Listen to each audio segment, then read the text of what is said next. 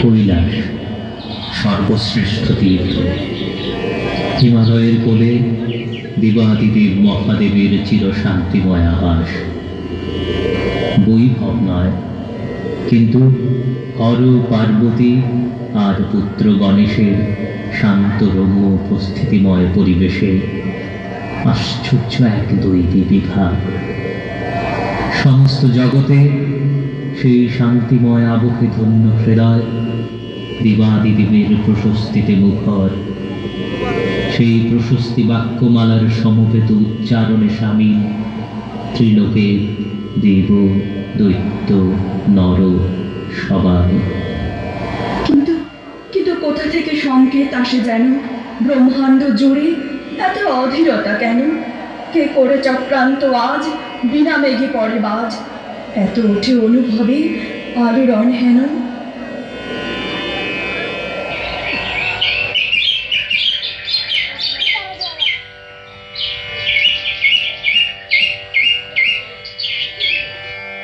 বৎস মহিষাসুর, যদি চাও স্বর্গপুর, কর তবে দ্বিধা দূর।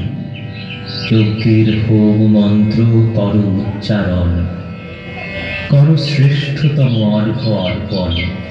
গুরুদেব, আজ করুণ আশীর্বাদ, যেন পূর্ণ হয় অসুর কুলের শ্রেষ্ঠতম সাধ। আমি হব স্বর্গপতি, দেবতার অবনতি হবে নিশ্চিত। সৃষ্টিকর্তা ব্রহ্মার হলে মন প্রীত, হবে তুমি স্বর্গাসনে ঠিক উপনীত। তাই বৎস মহিষাসুর, গুরু বাক্য শোনো তুমি আজ। যজ্ঞে তুষ্ট হলে জগৎ পিতা, তুমি পাবে অমরত্ব এবং ব্রহ্মাণ্ড রাজ। যথাজ্ঞা গুরুদেব, আমি তবে যজ্ঞ কার্যে করব না ভুল। যদি তাতে পরাভূত হয় দেবকুল, আশীর্বাদ করুন প্রভু, ব্যর্থ যেন না হই কভু। এমন আয়ুধ যেন অধিকারে আসে, দেবগণ পরাভব মানে তার ত্রাসে। করি আশীর্বাদ, সূচনা হোক মহাযজ্ঞ আয়োজনের। হোম শিখা প্রজ্বলিত করে মন্ত্রোচ্চারণে মগ্ন হও ধ্যানে। যথাজ্ঞা। ওম স্বাহা, ওম স্বাহা, ওম স্বাহা। মহিষাসুরের যজ্ঞ তেজে প্রকম্পিত ভূমণ্ডল। সেই তেজাগ্নি থেকেই জন্ম হয় রক্ত বীজে।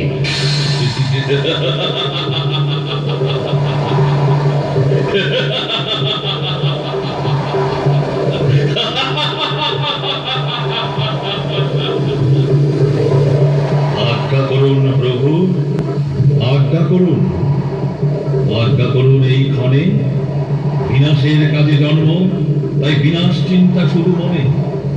আদেশ শিরোধার্য করে ধ্বংসিব শত্রুগণে। যাও তবে, অমোঘ আয়ুধ আমার। ধ্বংস আর বিজয় চিন্তা করে সার, ভালো আক্রমণ দেবলোকে। সুখী স্বর্গভূমি ভাষাও পরাভব শোকে। তোমার অসীম বল, সঙ্গে মায়ার ছল। প্রতি ফোঁটা রক্ত তোমার মাটিতে যদি পড়ে, মুহূর্তে হাজার অসুর জন্মগ্রহণ করে। যাও বীর তুমি, যাও, বিজয়ী হও। অসুর বিজয় কেতন তোমার স্কন্ধে বল। যথাজ্ঞা প্রভু। জয় মহিষাসুরের জয়, জয় মহিষাসুরের জয়, জয় মহিষাসুরের জয়। মহাশক্তিধরে এই মূর্তিমান ধ্বংসের অলৌকিক মায়া ক্ষমতায় দেব আর নরকুলে মহাত্রাসের সঞ্চার হল। সমস্ত দেবতারা অসুর দলনী কল্যাণময়ী জগজ্জননীর শরণাপন্ন হলেন, স্তুতি করলেন দেবী। স্তুতিতে সন্তুষ্ট দেবী আবির্ভূত হলেন।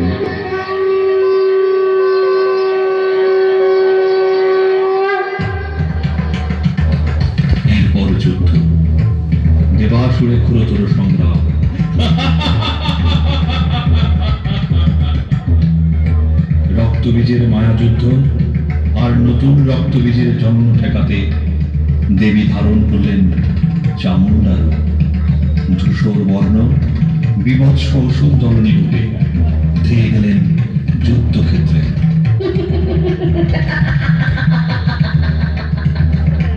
পাষণ্ড পামর ওরে রক্তবীজ সব, প্রতি বিন্দু রক্ত পানে হবেনি উৎসব। রক্ত মাংস একসাথে করবরে গ্রাস, জগৎ ত্রাসক তোদের, আমি হব ত্রাস।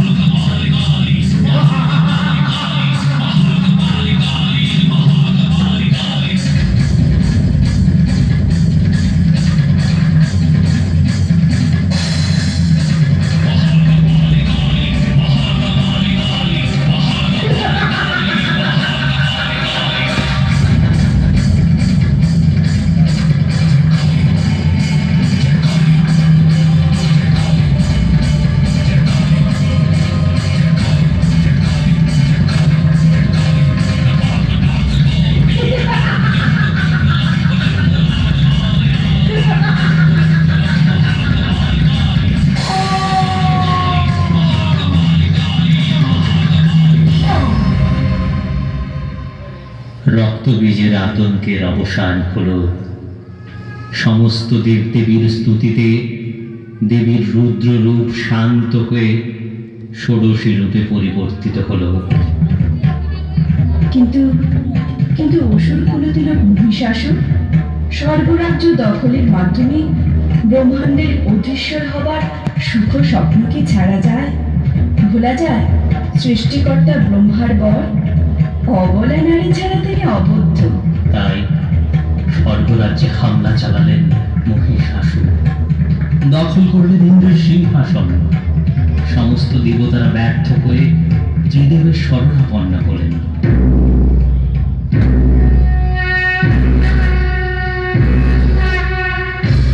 সমস্ত দেবতাদের সমবেত ইচ্ছায় ত্রিদেবের সম্মিলিত শক্তির প্রকাশ হল দশভুজা দেবী দুর্গা রূপে। সবার অস্ত্র শস্ত্রে সজ্জিতা দেবী যুদ্ধক্ষেত্রে মুখোমুখি হলেন মহিষাসুরের। ঘোরতর যুদ্ধ হল, সঙ্গে পাল্লা দিয়ে মায়াসুরের মায়াজাল রচনা, রূপ বদল।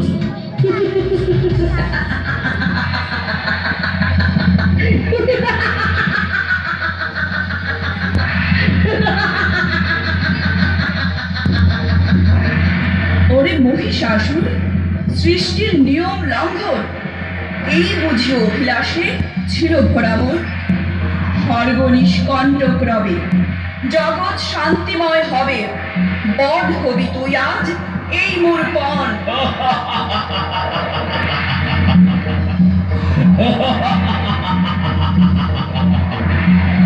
অবলা নারী এক করেছে যে পণ, অস্ত্র হাতে মহিষাসুর করবে নিধন। চলো চলো মেটাই তোমার যুদ্ধ সাধ যত, দেখবো নারী তোমার শক্তি আছে কত।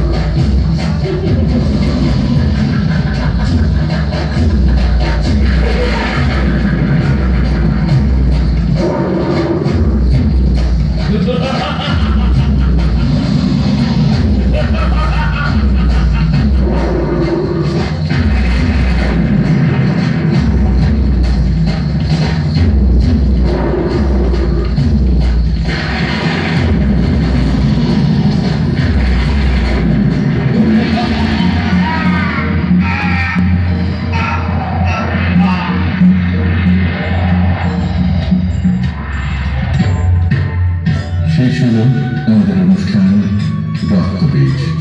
উপস্থিত দর্শনার্থীদের আবারও রইল শারদীয় দুর্গা পূজার শুভেচ্ছা ও ভালোবাসা।